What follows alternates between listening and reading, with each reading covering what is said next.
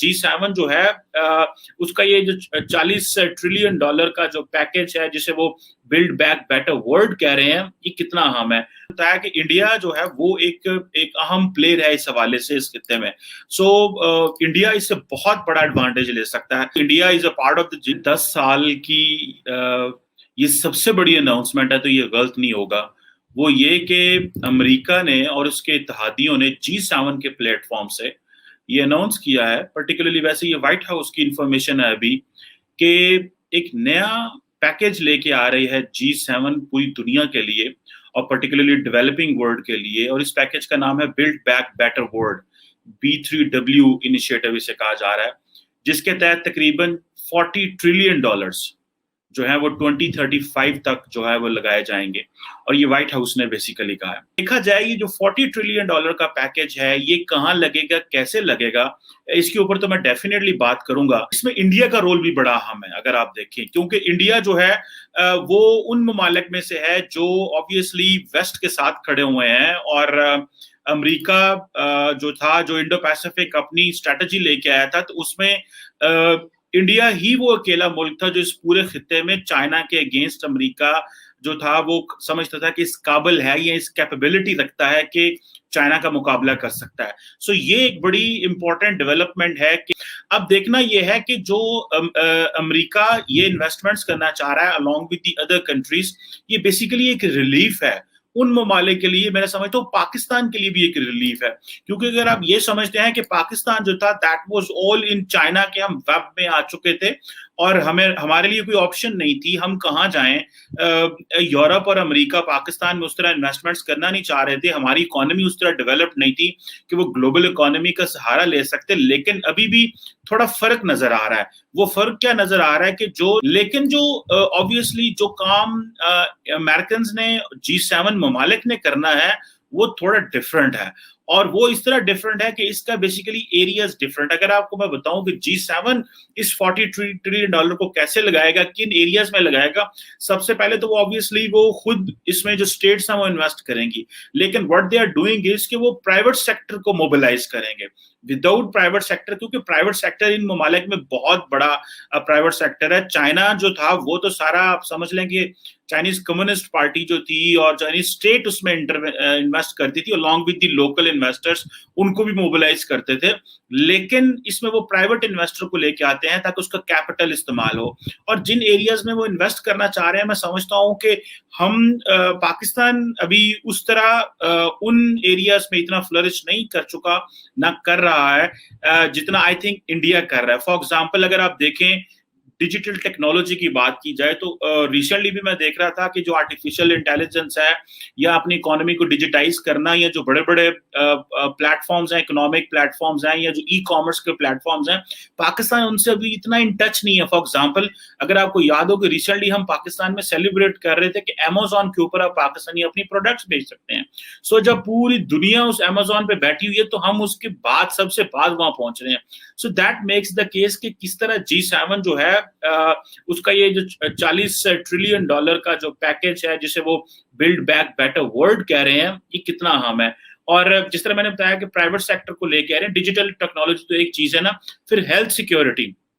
That is what is important कि कौन से ऐसे ममालिक हैं कि वो हेल्थ सिक्योरिटी पे कितना पैसा लगा रहे हैं। और जिस तरह जो हेल्थ इंश्योरेंस के प्रोजेक्ट्स थे, ये मेरा ख्याल है कि पूरी डेवलपिंग वर्ल्ड में एक जो इंश्योरेंस कंपनीज हैं ये उनको लेके जाएंगे, ताकि और पर्टिकुलरली कोविड की वजह से तो हमें ज्यादा पता चलता है कि किस तरह कोविड एक क्राइसिस बना और जो स्टेट्स थी उन सब की जो स्टेट्स बेसिकली एक्सपोज हो गई। इनफैक्ट अगर देखा जाए ऑब्वियसली जो स्टेट का इंफ्रास्ट्रक्चर, हेल्थ इंफ्रास्ट्रक्चर होता है, वो इतनी यूनिवर्सल हेल्थ कवरेज वैसे तो वो कह रहे हैं देते हैं, लेकिन वो दे नहीं पा रहे। इसमें वो $40 ट्रिलियन में डिजिटल टेक्नोलॉजी की बात करते हैं, हेल्थ सिक्योरिटी की बात करते हैं, फिर हेल्थ की बात करते हैं, सिर्फ हेल्थ की भी बात करते हैं कि सेहत पे पैसा लगे, फिर क्लाइमेट की बात करते हैं, वो फिर वो जेंडर इक्वालिटी की बात करते हैं, अदरवाइज भी इक्वालिटी की वो बात करते हैं। तो ये इतनी बड़ी इन्वेस्टमेंट्स हैं कि इसको अगर आप देखें तो ये आप इमेजिन कर सकते हैं कि किस तरह अमेरिका जो है वो एक अपना मजीद जो वेब ऑफ इंस्टीट्यूशंस, इसको हम इंटरनेशनल रिलेशंस की लैंग्वेज में कहते हैं व्यूअर्स, इंस्टीट्यूशनल हेजमनी थी अमेरिका की। یہ جو انسٹیٹیوشنل ہیجمنی تھی, China was bringing with an institutional response to that institutional, جو چائنا امریکہ اور اپنا جو ویسٹرن ممالک کے جو ہیں وہ سارے لے کے آ رہے تھے. اب G7 جو ہے یہ کہا جاتا ہے کہ تقریباً آلموسٹ ہاف دنیا کی اکانومی جو ہے وہ ان کے پاس تھی. گو کہ ان کے قرضے بھی انہوں نے بہت بڑے بڑے لیے ہوئے ہیں, لیکن ان کی اکانومیز بہت بڑی بڑی ہیں. سو آبویسلی وہ اب سمجھتے ہیں کہ اگر آپ نے چائنا کو روکنا ہے تو چائنا کو صرف آپ ملٹری سے نہیں روک سکتے, ملٹری سیکیورٹی سے نہیں روک سکتے, آپ یہ نہیں کہہ سکتے. فار ایگزامپل انڈو پیسفک کی اگر آپ بات کریں, وہاں پہ جو کوارڈ بنا, اور وہ کوارڈ جو بنا وہ ہے تو بڑا امپورٹنٹ انفراسٹرکچر ہے, لیکن جو ایشیا پیسفک کے ممالک تھے, جو سارے آسیان کے ممالک تھے, وہ ورڈ تھے کہ یہ امریکہ جو ہے وہ ہمیں کہیں ایکسپوز نہ کر دے چائنا کے مقابلے میں, اور کوئی نئی جنگیں نہ یہاں پہ شروع ہو جائیں. سو اٹ مینس کہ چائنیز کا جو پریشر ہے وہ تو ہے, لیکن امپورٹنٹ فیکٹر یہ ہے کہ آسیان ممالک ہیں, جو باقی ممالک ہیں, ان کو یہ بتایا جائے گا کہ بھائی ہم اب آپ کے سامنے یہ پیکیج لے کے آئے ہیں, سو اب آپ نے گھبرانا نہیں ہے. جس طرح ہمارے پرائم منسٹر عمران خان کہتے ہیں گھبرانا نہیں ہے. تو یہ بیسیکلی آج جو G7 کا جو اجلاس ہے, جس میں US, Canada, Britain, Germany, Italy, France اور جاپان انکلوڈ ہے, تو یہ آپ سمجھ لیں کہ یہ چائنا کا جو بڑھتا ہوا کلاؤڈ تھا اس کو روکنے کے لیے ہے. بتایا کہ انڈیا جو ہے وہ ایک اہم پلیئر ہے اس حوالے سے اس خطے میں. سو انڈیا اس سے بہت بڑا ایڈوانٹیج لے سکتا ہے, اور وہ ایڈوانٹیج ملے گا, ظاہری بات ہے کہ اگر انڈیا جو ہے وہ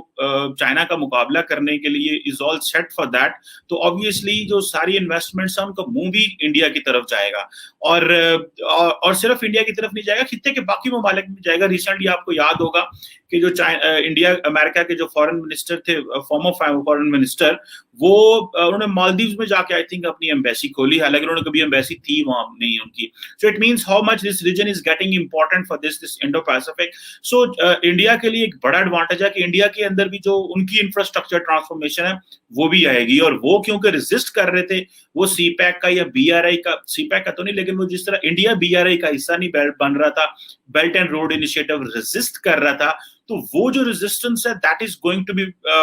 very much beneficial for India in terms کے انڈیا اب یہ کہہ سکتا ہے, اور انڈیا کہے گا بھی کہ انویسٹمنٹس جو ہیں وہ انڈیا میں آنی چاہیے, اور وہ آلریڈی بہت زیادہ انویسٹمنٹس فارن FDI جو ہے وہ یورپ امریکہ سے لے رہے ہیں, looking at their economy, اور ان کا not just from western world but even from the middle eastern countries سے بھی کافی انویسٹمنٹ مڈل ایسٹ میں آ رہی ہے. تو یہ ایک جسے کہتے ہیں نا چین کا زور توڑنے کے لیے یہ جتنے بھی یہ ڈیولپ ورلڈ ہے, یہ ویسے تو India is a part of the G7 right now, اور کوئی بعید نہیں ہے کہ اگلے کچھ سالوں میں یا اس سے پہلے جو ہے انڈیا